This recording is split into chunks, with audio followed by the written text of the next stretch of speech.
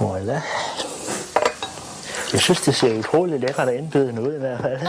Det er sådan en rigtig thai-mad. Jeg har prøvet at lave det lidt for mig selv, men det er sådan mere det der, man køber færdigt i supermarkedet og blander op med kød og grøntsager. Og efter det, vi var ude der forleden og i går, at hun lavede til mig, det der, vi køber færdigt, det står jeg slet ikke mål med det der. Det her, det er jo den ægte vare.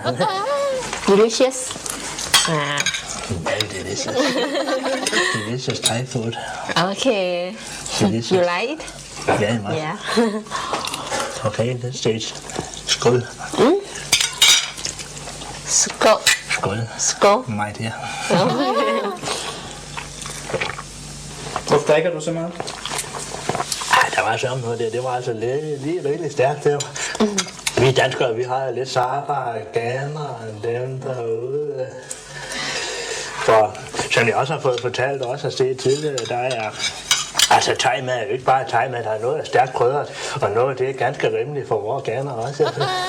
Så nu fik jeg altså lige fat i noget af det. Jeg var blevet advaret, men det er da ikke fordi det smager dårligt, bestemt ikke, men selvfølgelig helt stille fra frikadellerne og flæskesteg, det vil jeg aldrig kunne gøre. Det. Er det meningen, at Tuk, hun skal lære at lave dansk mad?